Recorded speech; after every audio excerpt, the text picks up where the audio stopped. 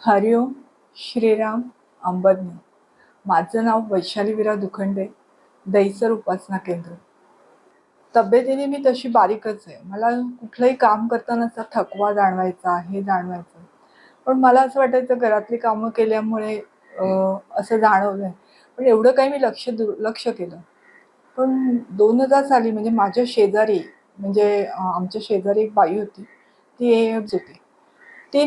ती मला नेहमी म्हणायची, की "तुला काम केल्यानंतर असं थकवा का जाणवतो?" मी म्हटलं, "नाही, मला जरा थकल्यासारखं वाटतं, पण मी जराशी आराम केल्यानंतर मला बरं वाटतं. असं काही कंटिन्युअस काही हे नाही वाटत."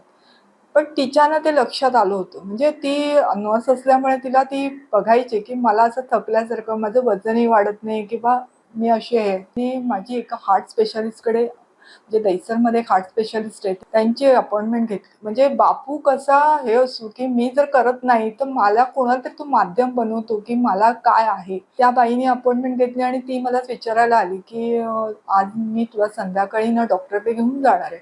आणि मी हार्ट स्पेशालिस्टकडे पण ती मला जबरदस्तीनेच घेऊन गेली. आणि मी तिथे गेल्यानंतर त्या डॉक्टरनी माझा ईसीजी काढला आणि ईसीजी काढल्यानंतर म्हणजे ती आणि मी आम्ही दोघंच जण होतो.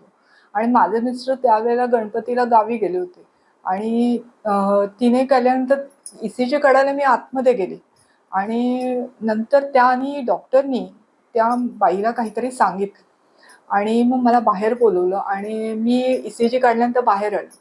तर ती डॉक्टर मला फक्त एवढंच म्हणाले, की "तुम्हाला एचो काढावा लागेल." तर मी म्हटलं, "डॉक्टर तसं काही मला असं वाटत नाहीये, की तुम्ही एचो वगैरे काढायला सांगताय वगैरे असं एवढं काही मला वीकनेस नाही असं वाटत आहे."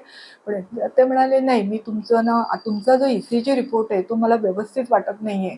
तर त्यामुळे तुम्हाला एचो करावाच लागेल." ज्यावेळेला एचो काढला तर त्यावेळेला एचोचा रिपोर्ट आल्यानंतर मी परत या हार्ट स्पेशालिस्टकडे गेले. तर हार्ट स्पेशालिस्टने मला सांगितलं, की तुमचा लेफ्ट हँड साइडचा वॉल जो आहे तो पूर्ण डॅमेज झालाय आणि त्यामुळे तुम्हाला 1 ते 1.5 महिन्यामध्ये ऑपरेशन करणं गरज आहे. कारण तो डॅमेजच झालाय. म्हणजे तो नवीन टाकणं वॉल तो गरजेचंच आहे. बाहेर पडल्यानंतर विचार केला, "बापू जाऊ दे, मला जितकं लाईफ द्यायचंय."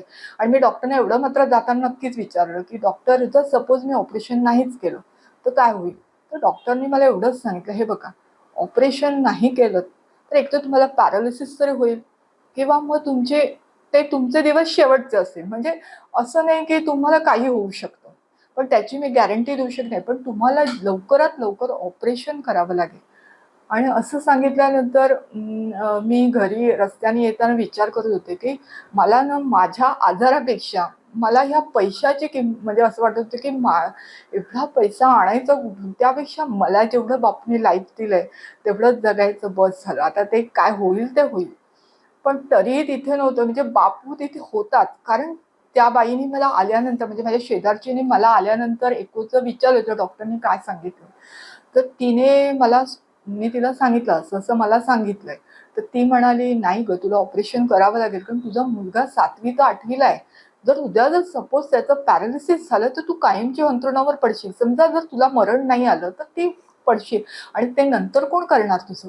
असं वाटतं. तर मी म्हटलं, "पण तुम्हाला सगळं माहिती आहे, की माझी हे आहे, काय कंडिशन आहे किंवा काय फायनान्शियली मी असं."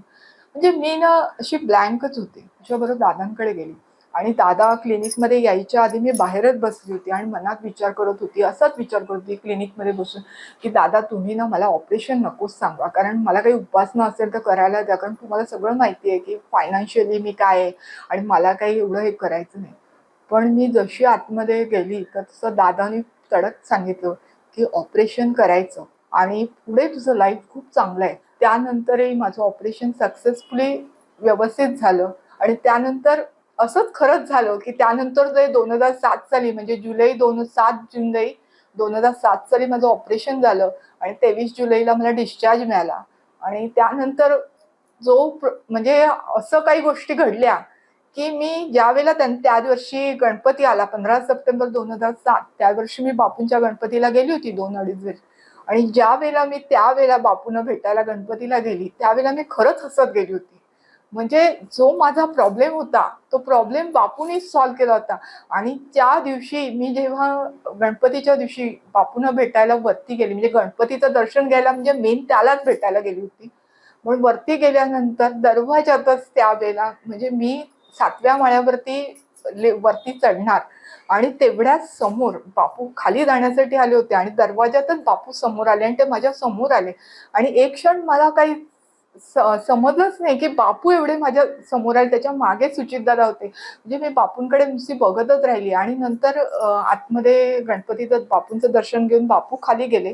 पण मग मी आतमध्ये घरामध्ये शिरले आणि मग तेव्हा मला पडेलकरांनी माझ्या चेहऱ्याकडे बघूनच सांगितलं, म्हणजे तुला कसं वाटलं? मी म्हटलं खूप छान वाटलं आणि माझा आता सगळा प्रॉब्लेम सॉल्व्ह झाला. म्हणजे मी तुला तेव्हा म्हटलं होतं ना की बापू दादानी तुला सांगितलंय की पुढचं लाईफ तुझं खूप चांगलं आहे, तर खरंच चांगलं आहे. आणि खरंच म्हणजे ते लाईफ मी आता विचार करते की त्यावेळेला ना 2007 साली दादानी हा शब्द दिला होता की लाईफ सुंदर काय आहे. त्यानंतर मी हळूहळू सेवांमध्ये ह्याच्यामध्ये भाग घ्यायला लागला. या क्षणाला असं वाटतं की दादा म्हणाले सुंदर लाईफ काय, सुंदर जीवन म्हणजे काय. मला आता त्याचा अर्थ कळला की त्यानंतर बापूने आपल्याकडनं उत्सव झाले, हे झाले. जर समजा मी ते ऑपरेशन केलं नसतं तर मला माहिती नाही की माझा मृत्यू होता, पण मी एखाद्या वेळ तर मी त्या जागेवर पडली असती किंवा मी जर त्यांनी पॅरालिसिस झाला असतं तर मी कायमची या वयामध्ये म्हणजे वयाच्या 48व्या वर्षी मी जागेवरच पडली असती. मुलगा लहान होता, सगळ्या गोष्टी हे पण होऊ शकलं असतं. आणि हे जे आज काही सुंदर अनुभवायला मिळतंय की बापूंच्या सेवेमध्ये आपल्याला जायला मिळतंय, त्याला अनुभवायला येते, तेच सुंदर लाईफ आहे आणि तेच लाईफ सुंदर आहे. हरिओम श्रीराम अंबज्ञ नाथ समनी.